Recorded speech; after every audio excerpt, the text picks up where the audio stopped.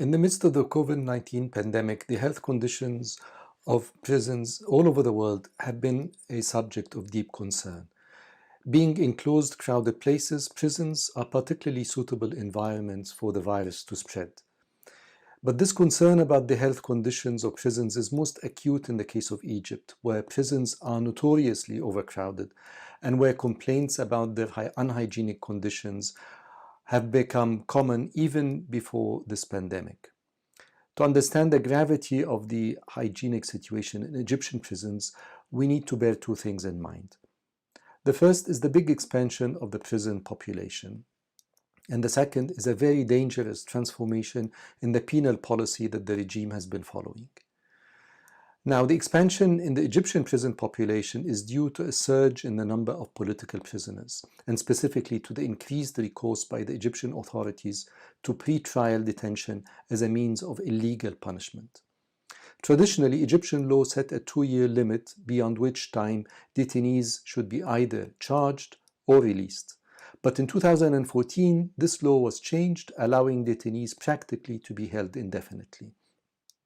The background to this change in the law is the keen determination of the current regime to prevent any political activity. Specifically, the regime seems haunted by the specter of Tahrir and is traumatized by the events of 2011-2012, when millions of Egyptians took to the streets asking for freedom, dignity, and social justice. In fact, one can safely say that what lies behind the sudden surge in the number of political prisoners is a vendetta that the regime has against youth in particular and political activists in general, and is using forced disappearance, arbitrary arrests, and pre-trial detention to stifle any and all kinds of political opposition. The result is the huge increase in the prison population that we have been seeing and a dangerous overcrowdedness of prisons.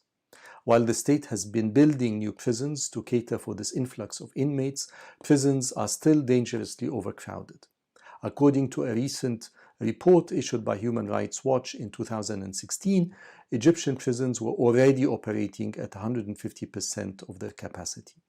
And according to the official Egyptian Council for Human Rights, the overcrowded condition of prisons constituted a health hazard.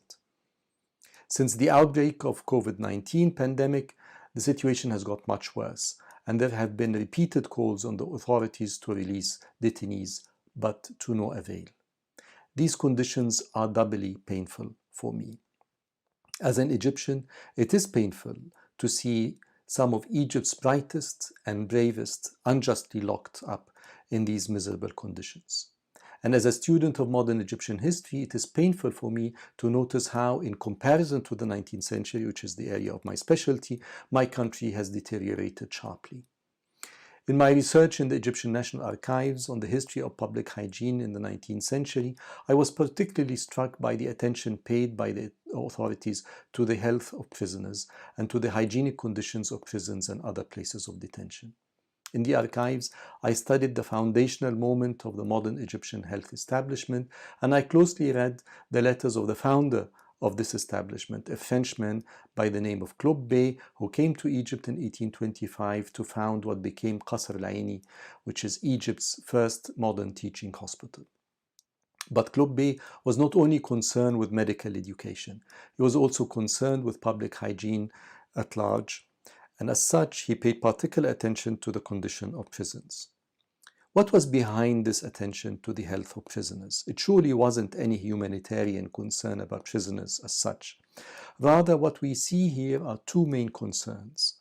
The first is a concern that prisons, as I said, do not end up becoming nodes of infection and epidemics. Secondly, we see in this attention to prisoners' health a reflection of a deep change in the penal system, a radically new philosophy of punishment. In this philosophy, prisons were no longer seen as places of exile or death. Rather, they are places of temporary suspension of freedom, places of rehabilitation and reform. Now, it is really painful for me to see 200 years later a complete reversal of this logic. What we see in Egypt now is a penal policy that is not informed by constitutionalism or legality, let alone by principles of justice or human rights, but by a vendetta against activists, against youth, against any political mobilization, and a determination to prevent the moment of 2011 from being repeated again. And the tools that the government is using to achieve this end are illegal tools of forced disappearance, arbitrary arrests, and pre-trial detention, whereby people are held up in prison indefinitely with no end in sight. But there is also a return to an older conception of philosophy of punishment. Prisons are now seen as places of exile, of banishment, and of death. People are thrown into prisons without being sentenced. They are thrown into prison to be forgotten, to rot, and to die. Egyptian prisons have therefore once again become sites of imminent danger. It is true that the COVID-19 pandemic is a global pandemic, threatening the population of the entire planet. However, the vindictive, short-sighted policy of the Egyptian regime is making the pandemic much more dangerous and lethal. By refusing to release political prisoners who have been illegally detained, and by refusing to answer calls to ease the overcrowdedness of Egyptian prisons, the Egyptian authorities are not only endangering the lives of thousands of innocent detainees, they're also exacerbating the public hygiene crisis that Egypt is facing with COVID-19.